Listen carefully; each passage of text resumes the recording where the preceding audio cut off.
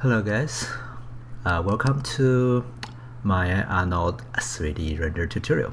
This tutorial is actually following the tutorial I had earlier, the one I did on projection using Texture XYZ assets to create this placement map and reproject that in ZBrush, right? That's the step that we create skin detailing.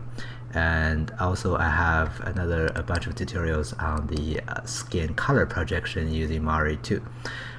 So what's next will be actually bring them all back to Maya and start rendering.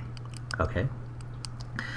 So I did some changes here. It's not exactly like the one what I did in the previous skin texture projection class, tutorial, which I have the eyebrow there, but I do want to create my eyebrow in using fur or XGen here, so I'm not gonna actually have them there in the texture. So I blocked those two eyebrows using the texture here. Just copy those there, and it's done. Okay, I did some other changes like here and there just to make it as good as possible, but I do have a lot of artifact like here and there.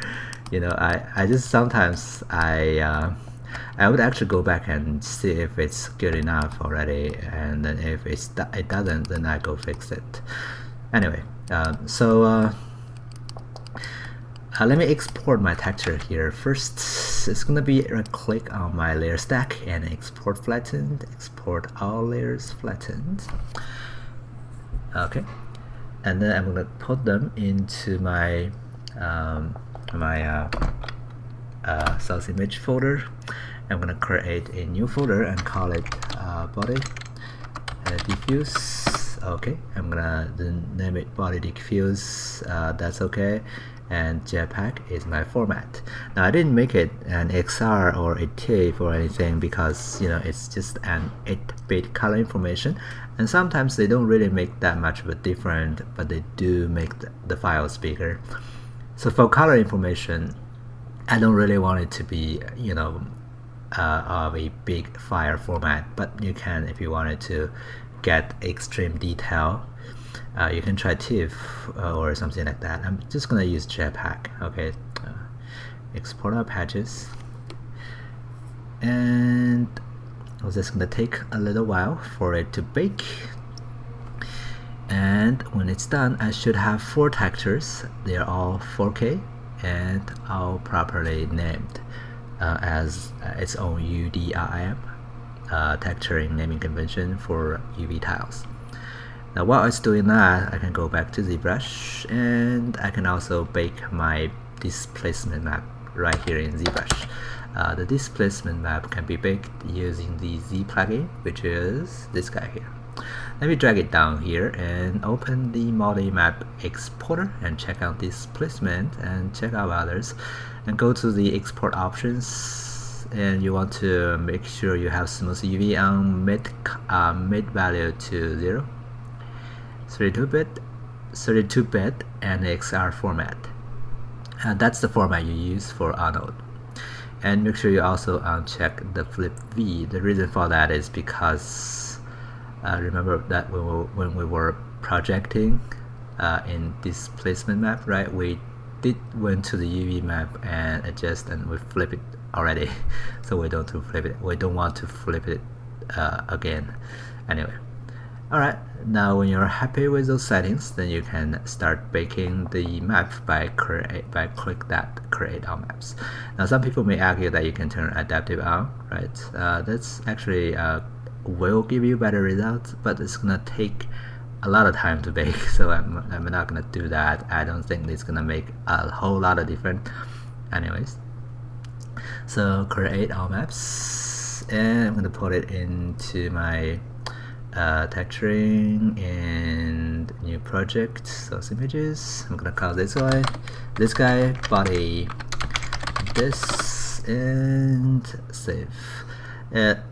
I don't know how ZBrush handles this naming, but no matter how I change it, it's not gonna be changed. It's not gonna use this naming anyways, so I don't really care about that. So let's just save, and then ZBrush will take some time to bake the displacement map for my model, and when that is done, then we can move on to back to Maya and start setting up the render, the lighting, and things like that. And fortunately, ZBrush understands the UV tiles, so when it's baking it, it knows that there are 4 UV tiles for my model, so it will not creating anything weird. It's gonna give me 4 textures to use back in Maya. Okay, so let's see how long it takes. Shouldn't take too long. It's just reworking the same process for others. Alright, it's done. Let me go back to source images just to take a look at those images. So my body diffuse map for UDM images, my displacement map also are all created. And you see the naming convention though is a little different. Right? This time it's like U0 V0, U1 V0, U2 V0, U3 V0, right? If you wanted to be working better with Arnold, you may want to change that convention to Arnold convention or UDM. So it's going to be .1001 for the first guy. Maybe actually rename those to body this so it's easier to see. So first one will be renamed to body this 10001. Sorry, 1001. Okay, the second one will be 1002, and third one will be 1003, and the last one will be 1004. Right. That's gonna be better for the for Maya to read.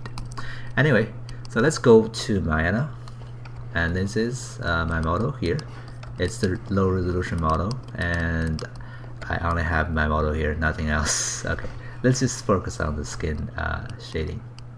Alright, I have set up the camera to this square-like camera, this portrait kind of like proportion. It's going to be underneath the render settings in case you forget that. It's going to be here. And also my camera, I changed my camera focal length to 70 because I'm going to go really close, and if that's something like 35 or so, you will see a huge distortion, which is kind of stupid. So let's use 70 just to get a really better, you know, get lesser, you know, lens distortion or perspective changes. All right, now I don't have any lighting. Let me start with lighting it. I'm gonna create a new light right here and drag it over to in front of my character and make it bigger. I can turn on the shadowing and lighting so that I can see my lights. It's too dark, so I need to go change the exposure to something higher, and oftentimes I start with 10, and 10 is still too small. Maybe I can try 610. 16 is also another, you know, value I try. Okay. Now sometimes it's really hard to do the settings when I'm only having one camera to manipulate. Let me go create a new window here and go to the I need more space here, so let me maybe drag over there, go to panel and perspective and create a new one. So that way I can use this guy to, you know, tweak where my light is. Okay, so what I want to have is probably a front view render with a nice you know, core shadow, you know, going across the cheek. And I also want a bunch of rim lights from the back. So let me duplicate this guy and drag it back, rotate it backwards,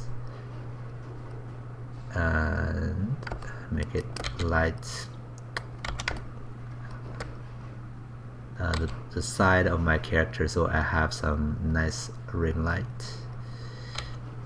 Can make it bigger so my rim light is like filling in with more area.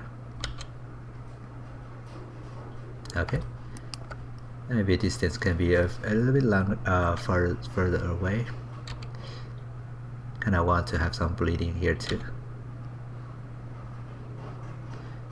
Maybe that's too much. Okay, Ctrl D one more time. I can create another guy from the other side, just to mimic that same effect on the other side. Now this is not mandatory. You can create skin material, and your skin material should be, you know, compatible with any lighting. This is just to show some, you know, backlighting to do subsurface scattering from the back. Alright, so now that's the lighting setup. I don't need those guys in the node editor, so I can maybe kick them out. Let me do a test render here. So let me go to Arnold and Arnold render view. Make sure that I'm clicking on my render camera and make my window smaller. Maybe I can dock it to here actually, so that my render view will be here, outliner will not. Okay, and let me just tweak those things, squeeze them so that I have better space for different portion. This one it just needs to be there, and let me do a render. Alright, oops, I'm now rendering I think I'm rendering this guy here. So let me go to the render and camera, change that to perspective shape. Alright, so this is how the render looks like for now. And I think I can tweak, maybe I want a heavier shadow there. I don't want that rim light to be that close, so let me drag it over there. And so I'm having a smaller rim light. That should look better. And this guy, maybe I can make it slightly stronger, like 18 or so. So I have that side also being illuminated with a nice rim light. Okay. All right.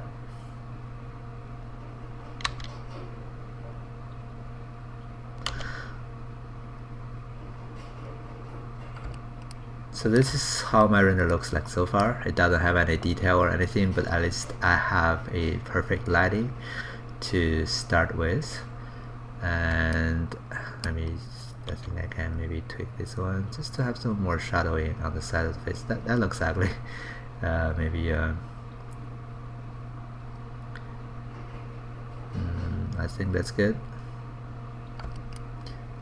Alright, so that's gonna be the first tutorial. We just set up the lighting and also exported all our textures. In the next tutorial, we're gonna actually start setting up the shading network. So see you next time.